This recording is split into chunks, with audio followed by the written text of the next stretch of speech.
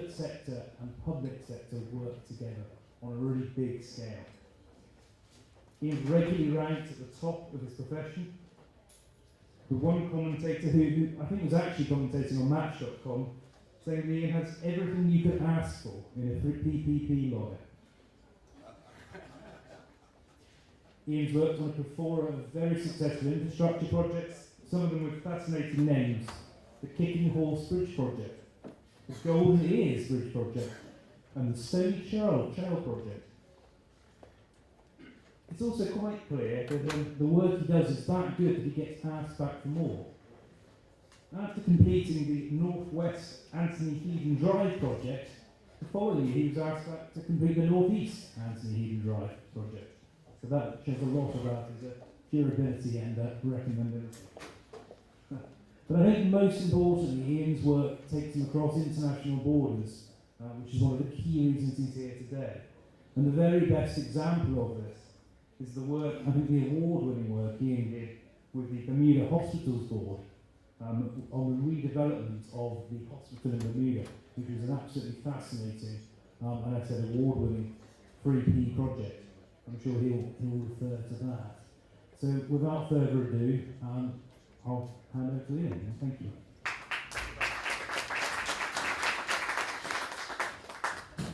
First of all, thanks very much. I do have some slides that could be brought up. Because of the time constraints, I'm not going to go through all of them, but I will present the first few in some detail, and then move to the final set of slides. So I can have the first slide up, please. So what is a public-private partnership? We've talked a lot about them today. They're not just any old arrangement by which the private sector happens to be involved in infrastructure work. So I've sought to define what we mean in Canada by public-private partnerships in the first sentence there. An arrangement pursuant to which the public sector contracts with the private sector for the delivery of public infrastructure through a mechanism that penalises the private sector for failures in performance of relevant public infrastructure. And so the key concepts there are that these projects are contractual in nature. They do not require separate legislation. For example, in the Bermuda deal that was referred to earlier, there was no change in legislation necessary to enable that project to go through.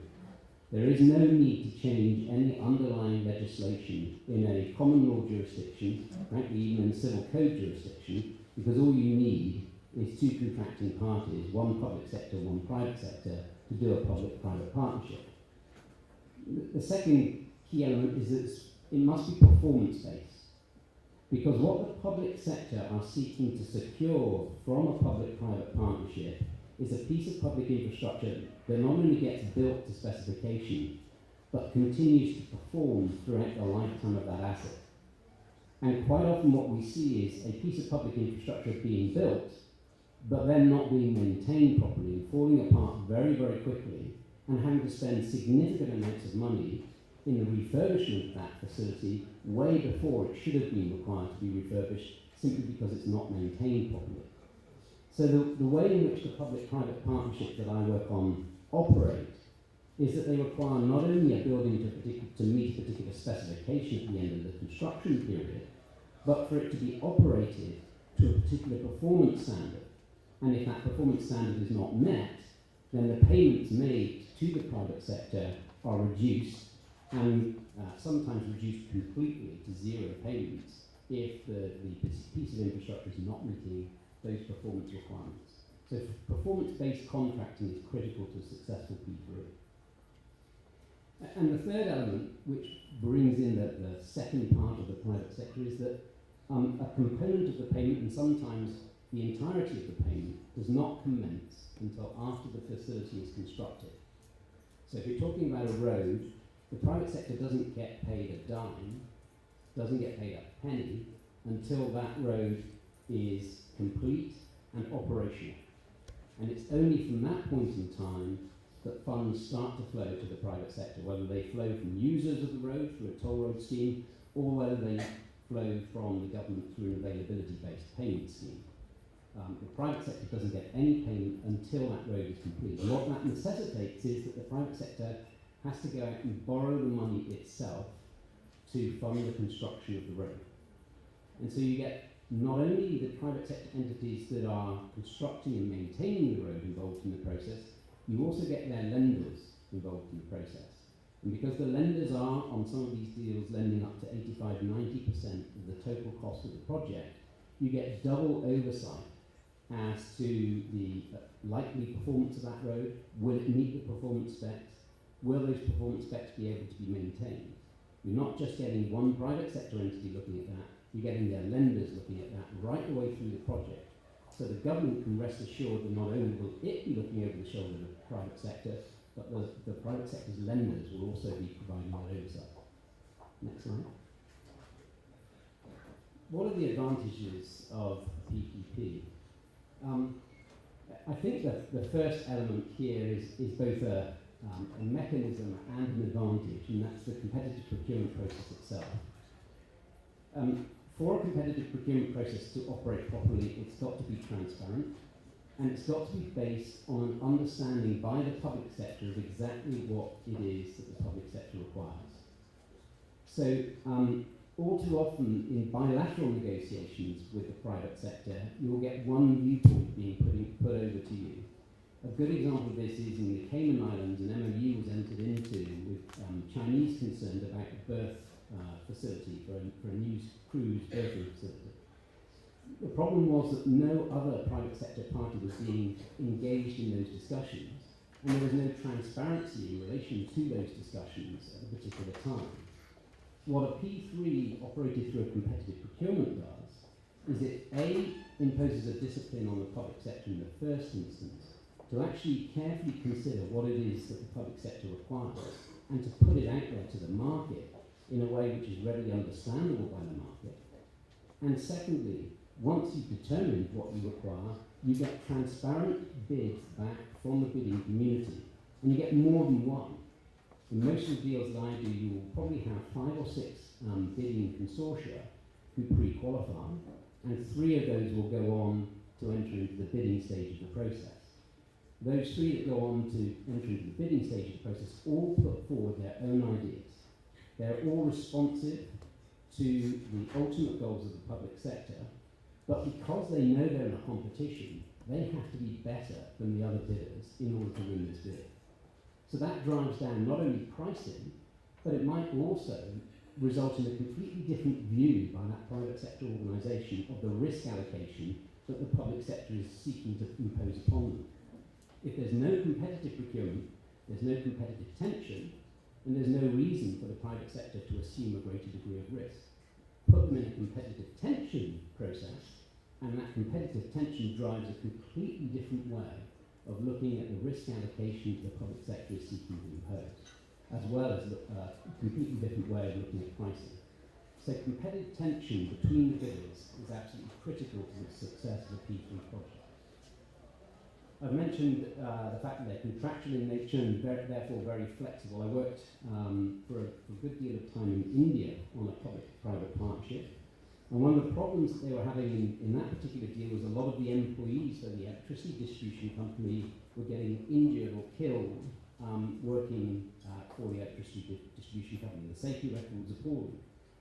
So what we did within the contractual framework is we penalised the private sector for any incident of safety which affected employees. That was built into the payment mechanism of this particular project, to focus the attention of every private sector entity bidding this project to the importance that safety plays to the public sector. So they're contractual in nature, they can be very, very flexible. I've mentioned they're performance-based. I've mentioned there's limited public sector outgoings. In other words, you control the amount of revenue flowing out of the public sector during the construction period. You might not pay any money at all during the construction period. Risks are transferred to the private sector throughout the life of the project, not just during the construction period, but also all the way through the operating period too. And these projects are long-term. Most of the deals that we've been doing in Canada, and certainly the hospital transaction in Bermuda, is a 30-year operating period post-construction. This gives the private sector the ability to secure a return on the initial investment that it's making for the project. P3s have been around for a long time, have been around since basically the early 90s in the UK. Australia's adopted them, Canada's adopted them, they're well recognised in Europe now. So there's a very well understood financing structure and very well understood financing available to these types of projects. And as I mentioned, lender oversight is critical because once the lenders become involved, lending anywhere up to 90% of the total project value, they're very focused on how to secure their return on their investment too. Next slide. What is a PP not? Well, it's not privatisation. What we're talking about here are essential public infrastructure assets that we don't want to turn over ownership or even potentially control to the private sector. So we're not talking here about lock, stock and barrel sale of public assets to the private sector. We're talking about using private sector abilities to manage assets in an effective and efficient manner over a period of time. So public sector doesn't lose control and it doesn't lose ownership. And in the majority of deals that I've been working on, there are requirements at the end of the contractual period called handback requirements, which require the private sector to hand back the asset in such a state that it's capable of being used for its primary purpose for another 25 or 30 years. So you're getting an asset back at the end of the concession period, which is going to last the public sector for at least another 25 or 30 years for its primary purpose. It's not free infrastructure. The private sector needs to make a reasonable return. That needs to be built into the equation when you're considering what types of investment could be made by the public sector. The public sector has a significant investment role to play in this, and there are a lot of demands on public sector money, as we know. And so you have to ask the question, is this piece of public infrastructure sufficiently critical that we have to have it in order to boost our economy? I often say that public infrastructure is the lifeblood of the economy. Road transportation on island jurisdictions, airport transportation, rail transportation in Canada is critical. All these are the veins through which the lifeblood of the economy will flow. And so public infrastructure is critically important, not only to the economy, but politically important. Every single day when I was in Bermuda, there would be a front page story about how the hospital was doing, what was happening, because people are focused on public infrastructure. It is the talk, not only at political levels, it's the talk at the kitchen table. When are we going to get that new road? When are we going to get that new school? When are we going to get that new hospital? This is stuff which is absolutely in the public domain, not just politically, but as I say, at the kitchen table. It's not a bilateral negotiation, or at least it shouldn't be, because the greater the degree of bilateral negotiation, the stronger hand you are handing over to the private sector. There are instances where trying to encourage the private sector to invest in the first place, it's worth making the investment in some bilateral negotiations. But my experience has very, very much been that once you get too far down the track of bilateral negotiation, it's the public sector that loses out. And transparent, competitive procurement is by far a better way of getting public infrastructure than bilateral negotiation. It's also not a means to get debt off the public balance sheet. Too often it seems to be used as a tool to try and get financing off of the balance sheet of government. That is not the primary purpose of P3. The primary purpose of P3 is to secure appropriate investment from the private sector in something that will benefit all the citizens of the jurisdiction involved. Next slide. So what's the PPP sweet spot? And I've hinted at a number of areas here, which, if you possess the majority of these characteristics, then the likelihood of your jurisdiction being able to sustain viable P3s is very strong. The first is a stable economy. If you have a stable economy and good adherence to the rule of law, then there is no reason why you cannot sustain a 30-year PPP. A good credit counterparty, whether that's the government, as it's been the case in a number of Canadian deals. On the Bermuda Hospitals Board deal, the counterparty is not the government. The counterparty is a separate agency, a separate entity with its own separate revenues, over which the lenders and the private sector had to do their own due diligence. We were supported enormously by government guarantee and political support throughout Bermuda in relation to that project. It was critical to the financial health of people working and living in Bermuda that a state-of-the-art facility was created. We hadn't had a redeveloped hospital for a significant period of time in Bermuda. And so that was absolutely critical piece of infrastructure to encourage those who are operating in the business community to want to stay in Bermuda, as well as to help the citizens of Bermuda themselves. So a good credit counterparty, whether it's the government or a separate entity which has got good credit and a good revenue stream, is an important part to hit the PPP sweet spot. The deal size. Deal size is very important because to attract the private sector investors who look at these types of deals, the deal has to have sufficient size to get them to go and bid. The bid costs for these types of transactions are often measured in the millions of dollars. The last deal I was involved in, the design costs, legal costs, and other costs of the bidding process were getting on for $4.5 million for one private sector concern alone. So you have to have a decent size for these deals in order to be able to attract that type of investment. I've briefly mentioned government involvement at a credit level, but also critically, and this is why I was very interested in the last session, because it showed the passion of political leaders to get involved and get their communities involved in supporting these types of transactions. And so government involvement at the political level is not just about making speeches, not just about rhetoric. It's about getting involved at the administrative level and the bureaucratic level too. And here, again, Bermuda is an excellent example. In Bermuda, they established something for the hospital project alone, which is called a Central Coordinating Committee. That Central Coordinating Committee had representations from every single ministry that was going to be involved in some capacity or other with the development of the hospital. So not only did it involve people from the Ministry of Health and people from the Ministry of Finance, but critically from immigration, talking about getting work permits for people who are going to come in and construct the hospital. It involved people from the tax side, talking about potentially getting import duty exemptions for the private sector entities won the bid in order to enable them to import goods and materials that would be instrumental in getting the hospital off the ground. So that Central Coordinating Committee met regularly to deal with on-the-ground, day-to-day issues which were going to significantly impact the hospital. Again, it didn't change any legislation. It just allowed efficiency to be brought to the process of delivering what was going to be a material piece of new infrastructure to the island of Bermuda. Strong local contractors and service providers. Again, very important. International investors, international contractors are thoroughly interested in this type of project, but they need people on the ground.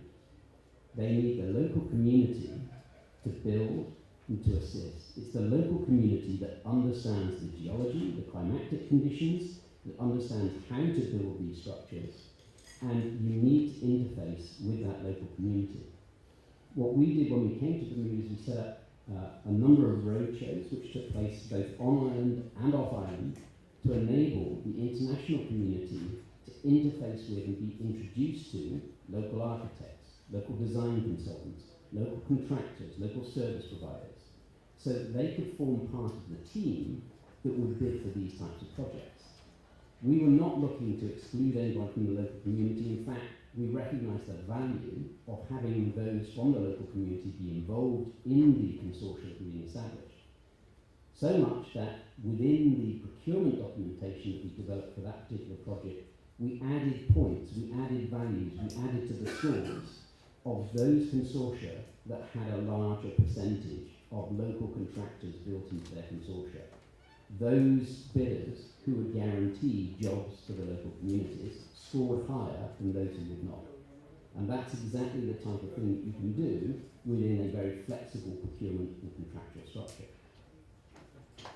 And the other advantage, it's slightly less of an advantage for Bermuda because there is still a split currency. There is the Bermuda dollar, which is tied one-to-one with the US dollar. There is always a potential in those circumstances for the two currencies to split and go their own way. So we had to build a payment mechanism in there which allowed for payment both in Bermuda dollars and in US dollars. One of the significant advantages that the Virgin Islands has over Bermuda in that regard is your currency is the US dollar. And therefore, currency risk is a significant issue for most of these projects in Caribbean and island jurisdictions. That is not an issue for BVI, which adds to the attractiveness of BVI as a destination for P3 type projects. Next slide, please. I'm just going to talk about the typical financing structure for the Canadian model and then go on to my last slide. A growing proportion of Canadian deals are now procured through P3 structures. In fact, the provinces which are responsible for all infrastructure development within Canada, most of those provinces now have a rule that any project which is sized at over 50 million Canadian dollars has to be tested for its suitability to be let as a P3 project. And that's built into the legislation now of a number of Canadian provinces. As a result, it's become a significant procurement model for the various different jurisdictions within Canada. I'll highlight the fourth bullet point there, the ratio of project debt being provided by outside bank lenders to the proportion of the project which is provided by equity investors. For a deal where the government or a government agency is paying on the basis of the availability of the facility only, so that the facility becomes available and meets the performance tests, then equity is going to be lending in, generally speaking in the Canadian projects now, somewhere between 7 and 9% of the project value. The remaining 91 to 93% is provided by external debt providers, usually banks or capital markets providers. As soon as you transfer the risk to a volume-based deal, by which I mean a toll transaction or anything where the user has to pay, you fundamentally alter the risk structure of these types of deals. And on those risk structures, where volume becomes a risk as well, the lenders will not lend into those at anything like the gearing on availability models. So you're looking probably at something like 75-25 debt to equity or 60-40 debt to equity as soon as you move away from an availability type model to something which is a user paid type model. And that's something which is fundamentally important for island jurisdictions where you might be looking for user pay rather than government pay. You have to understand that with that comes a significantly higher proportion of equity, which is higher cost than the debt. Generally speaking, debt for the deals in Canada averages out at around about 6%, the cost of the debt.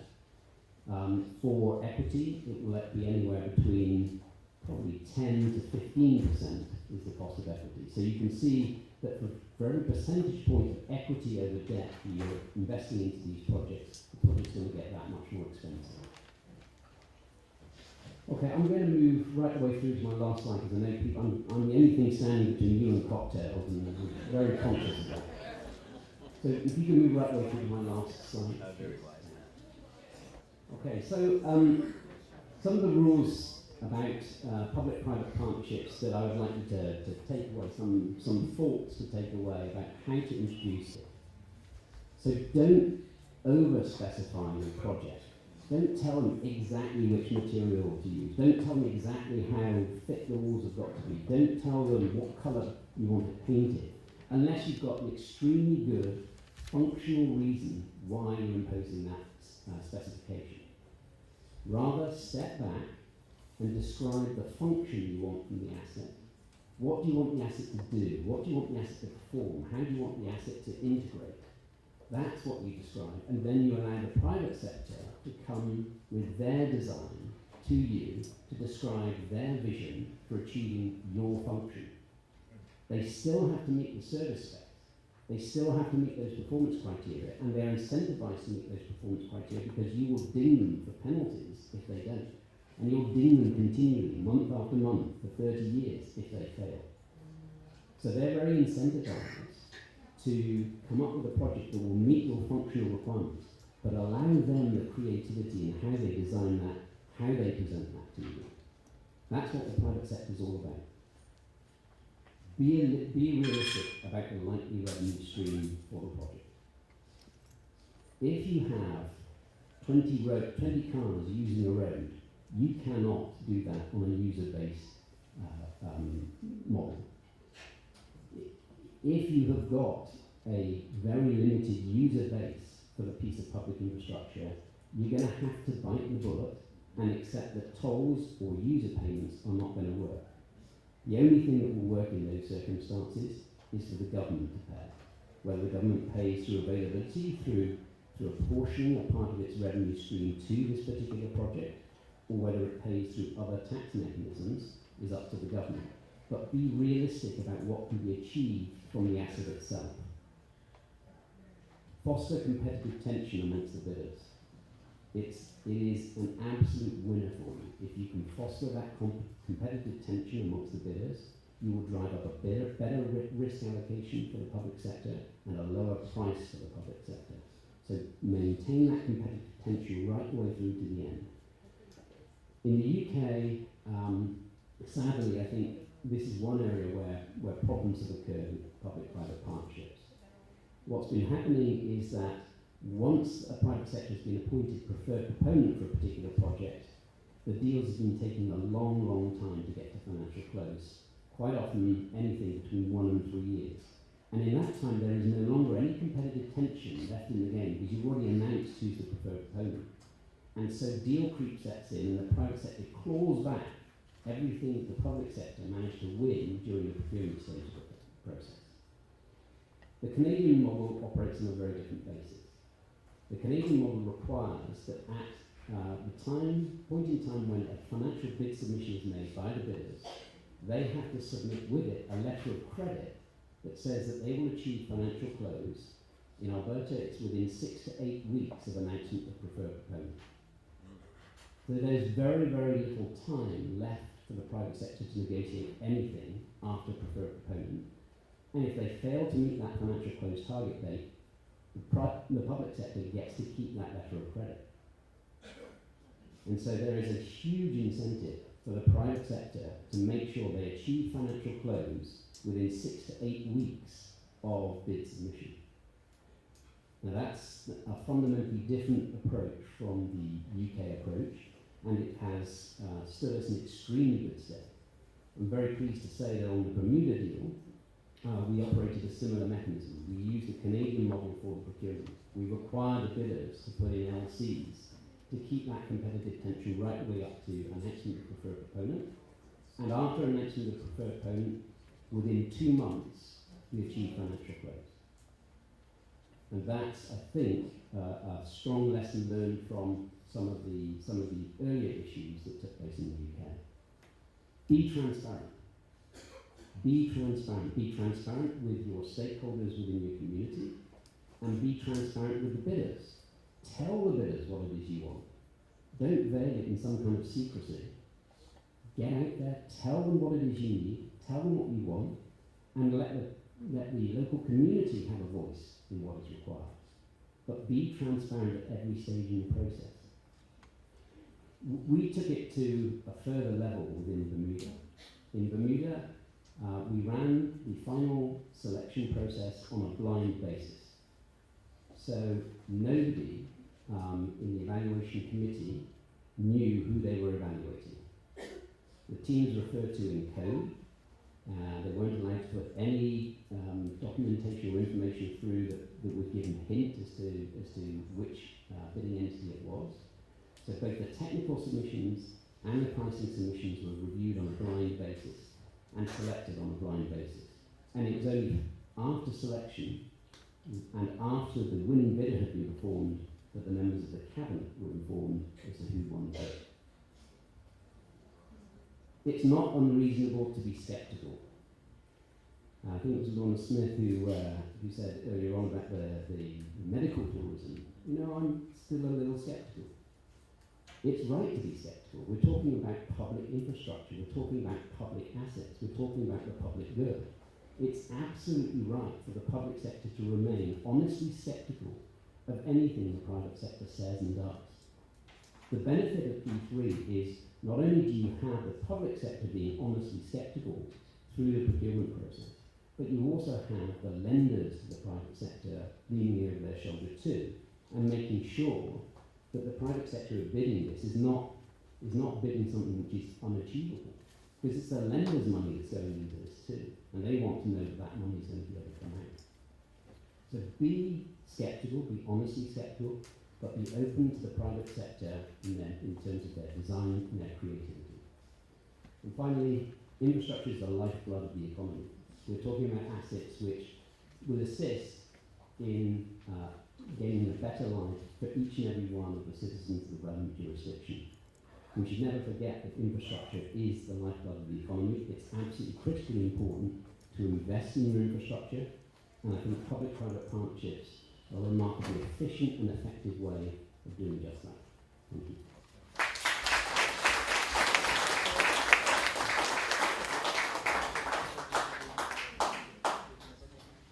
We do apologize to you for you moving as fast as you did. The entire presentation, I do want to say, will be available online, so those of you who are keenly interested will be able to download it. Certainly going to entertain a few questions. Should there be any for Ian? You disappeared very quickly there. I just wanted to commend Ian on the excellent presentation. And I was saying to the minister here beside me that I don't think I have heard such a clear explanation about how PPPs work. Yeah. And we were talking about the importance of the public, about the public understanding these concepts.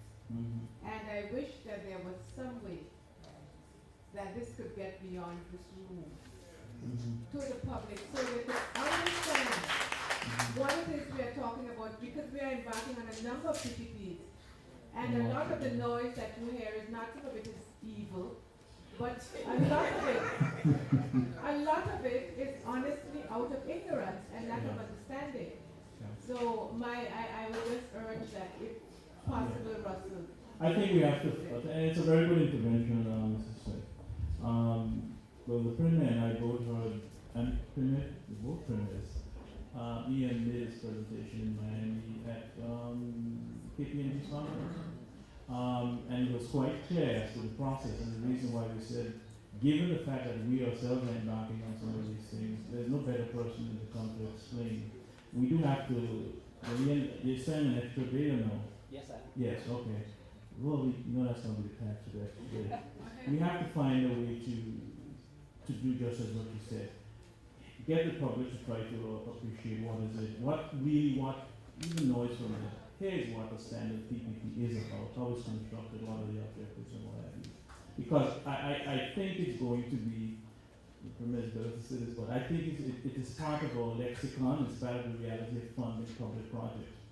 And the more we understand the animal, the better I think we can perhaps begin to use them as a vehicle. I mean, we jumped up and down about our hospital here costing $100 million, probably too much. Bermuda, it was what, $500 million? But they did it another way. So it can be done, it has been done effectively, and we need not to, it's a good note to end on actually, we need not to be afraid to find out what the situation is. We need not to be afraid of the future. That's not the way I grew up actually. But we seem to have gotten to a point where we sometimes afraid to put our necks out and to find out what the information is. But your point is absolutely taken. We need, the burden is on, in this case, the government to put the information out, and we need to take it seriously. So we'll have a conversation.